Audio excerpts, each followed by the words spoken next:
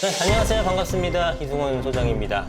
자, 요즘에 부동산 서울 수도권 쪽에 공급 부족에 대한 이슈가 하루 이틀 얘기가 아닌데, 그러다 보니까 88 대책 통해서 공급 대책을 좀 활성화하겠다라고 발표를 했었고, 서울시 역시 그런 입장을 보이고 있습니다. 자, 그런 가운데 1기 신도시가 서울의 어떤 수요 분산 효과가 좀 크다 보니까 1기 신도시를 서두르는 그런 모습들을 보이고 있죠. 선도지구가 올해 말 정도 11월 달쯤엔 선정이 되고, 그러고 나서 본격적으로 착수가 될 것으로 보여지는데요. 최근 기사 보니까 영구임대 1만 4천 가구 재건축 1기 신도시 이주민 품는다 라는 기사가 나왔습니다. 이 기사가 나온 토대는 노후계획도시 본격 추진을 위한 기틀 마련 중동 3번 신도시 정비사업 밑그림 제시라는 보도자료를 통해 나온 겁니다. 자, 1기 신도시 5개가 있죠. 분당, 평촌, 중동 3번, 일산이 있는데 그중에서 중동 3번이 먼저 나온 겁니다. 자, 그 내용을 잠깐 살펴보면 이런 것들인데, 사실상 1기 신도시 특별법이라고 불리는 내용입니다. 여기서 우리가 투자 관점에서 눈여겨봐야 될 것은 1기 신도시는 용적률을 상향시켜준다는 얘기가 있었죠. 자, 그래서 중동 신도시는 24,000호, 3번 신도시는 16,000호가 추가 공급되는 겁니다. 순증만 이렇게 된다는 얘기예요. 다시 기준 용적률이 현재 용적률이 216인데 기준 용적률 350%까지 올려주는 거고요. 그 다음에 3번 같은 경우에도 330%까지 기준 용적률을 올려줍니다. 지금 용적률은 207%예요. 그럼 현행법상 용적률로 가게 되면 207%, 216%면은 사실상 조례로 따지게 되면 280% 내외 정도가 되고, 법적상 하나라도 300% 정도밖에 안 되기 때문에 이거 올려봤자 공공기여하고 기부찬합하고 뭐 임대주택 빼게 되면은 늘어나는 효과가 별로 없죠. 그러다 보니 용적률을 획기적으로 높여줬습니다. 뭐 이게 450%, 500%까지 얘기가 나왔었죠. 근데 이건 기준 용적률만 이렇게 되는 거니까 추가적으로 용적률 상향하는 것도 얼마든지 기대해 볼 수 있다라는 겁니다. 어쨌든 용적률을 이렇게 상향시켜 줌으로써 증가가 24,000호, 16,000호 정도가 되다 보니까 1기 신도시가 지금 20만 호에서 30만 호 이상으로 늘리겠다라고 하는데, 그러면은 거의 10만 호 이상이 늘어나는 거 아니겠습니까? 늘어나는 것들만.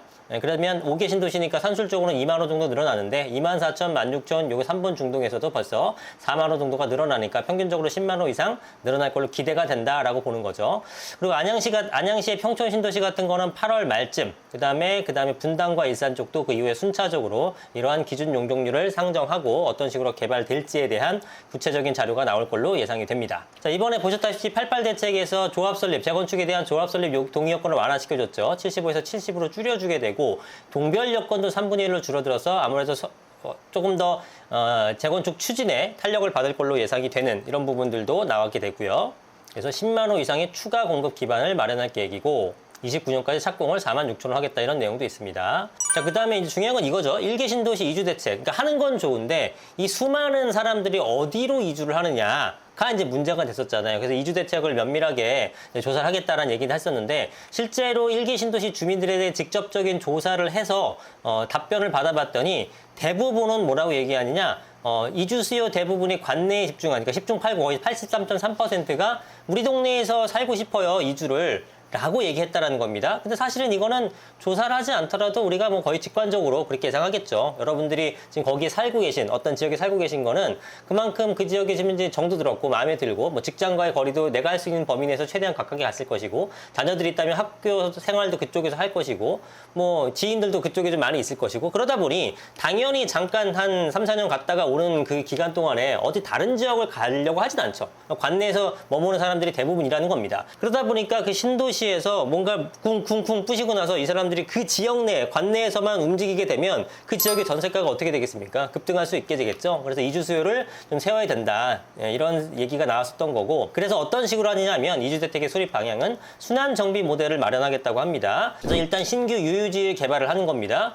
국공유지 같은 것들 최대한 활용하겠다라고 하는 거고, 그 다음에 영구임대가 있습니다. 영구임대 단지가 5개 1기 신도시에 총 13개 단지 14,000호 규모가 있는데 이거를 활용하겠다는 겁니다. 여기에 그러니까 임대 아파트에다가 여러분들이 관내니까 우리 집을 부시면 글로 임대 아파트 쪽으로 일단 가 있는 거예요. 잠깐 사는 거죠. 그리고 완공되게 되면 다시 가. 그러면 우리 옆집에 있어 단지가 B 단지가 그다음 재건축 들어가서 그다음 니네가 들어가고 완성되면 다시 들어가. 이런 식으로 순환하겠다라는 겁니다. 이런 식으로 순환 정비를 하게 되는데 제가 볼 땐 좀 턱없이 부족할 것 같고, 만약에 부족하게 된다 그러면은 허용 정비 물량 제도를 활용해서 쉽게 얘기해서 관리처분 인가를 조절하겠다. 한꺼번에 많이 부셔지지 않게 적정하게 인허가를 내주겠다라고 하는 겁니다.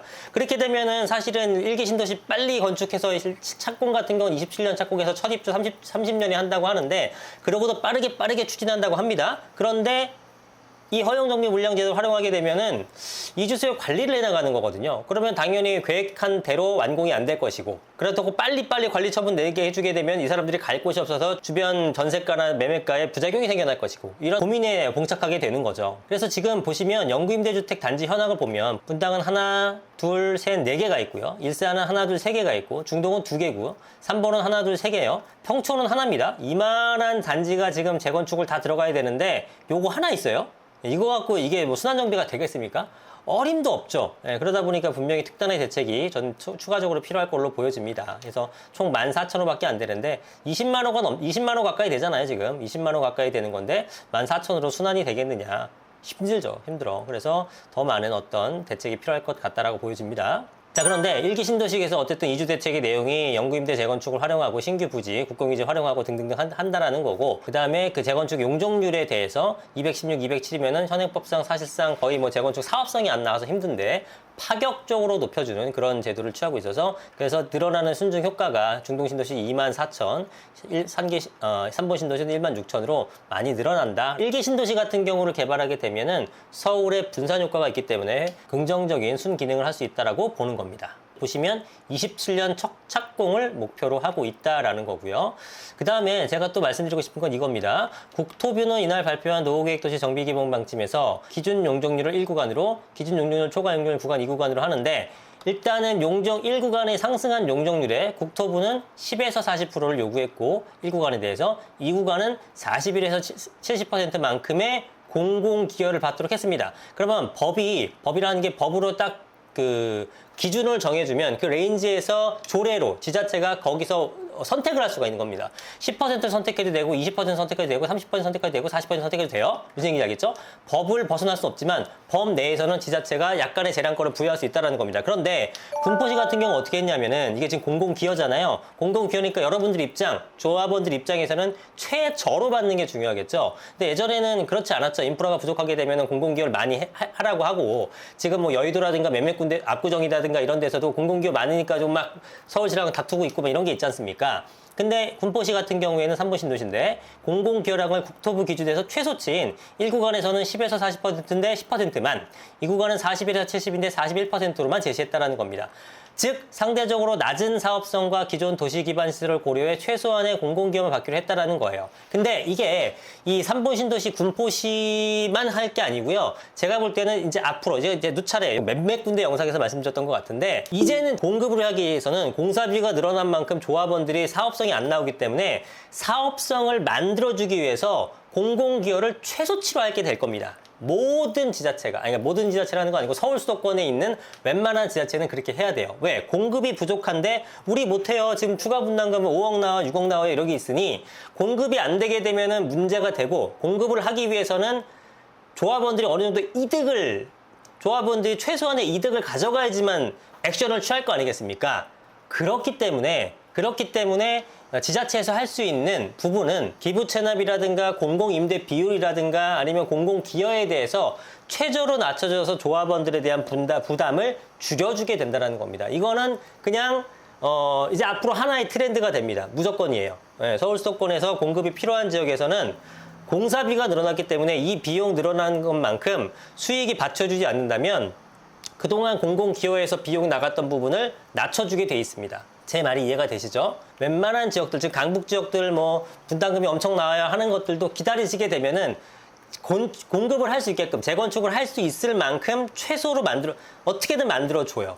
그래서 어떻게든 짓게 되는 겁니다. 보정개수 뭐 이딴 게 어디 있었습니까? 근데 보정개수 만들어가지고 계산해보니까 한 6, 7천만 원 정도 또 세이브되는 효과가 있더라고요. 뭐 그런 것들도 해주고, 용적률 높여주고, 내지는 뭐 임대주택 비율을 낮춰주고, 기부 체납 비율을 낮춰주고, 이런 식으로 하게 될 겁니다. 그래서 지금 시점에서 도저히 답이 없는데 하는 것들도 입지만 괜찮다 그러면은 결국은 짓게 된다라는 겁니다. 결국은 정비 사업을 할 수 있게끔 도와준다라는 겁니다. 재개발이 됐건 재건축이 됐건. 그래서 어떻게 보면 이게 더 포인트예요. 제가 볼 때는 오늘의 그 중요한 내용은 일기 신도시가 용적률 기준 용적률을 높여줬다라는 것도 중요하지만, 근데 그거는 우리가 예상했던 부분이었고, 이 부분에 대해서 제가 예전부터 말씀드렸잖아요. 공공기업분에 대해서 앞으로 줄어들게 될 겁니다. 무조건. 왜? 그렇지 않으면 여러분들이 짓질 않을 거니까. 그래서 조합원들이 짓게 만들려면 공공기여는 무조건 최소한이다.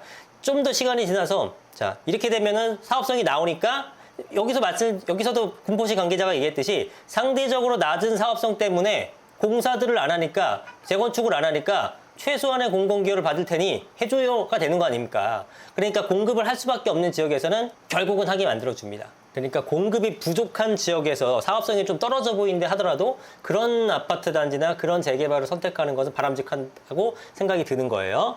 그래서 오늘 일기 신도시에 대한 재건축 계획에 대해서 말씀드려봤습니다. 일단 중동과 3번이 나왔는데 이번 달 말에 안양 나온다고 하니까 한 번 더 살펴보도록 하고, 실제로 기준 용적률이 상당히 높아졌고 최종 용적률이 이보다 더 올라가게 되겠죠. 사업성을 제고시켜줬다. 그리고 공공기여분에 대해서 지금 3번에 대해서만 나왔지만 다른 지역도 결국은 이렇게 하지 않을 수가 없다.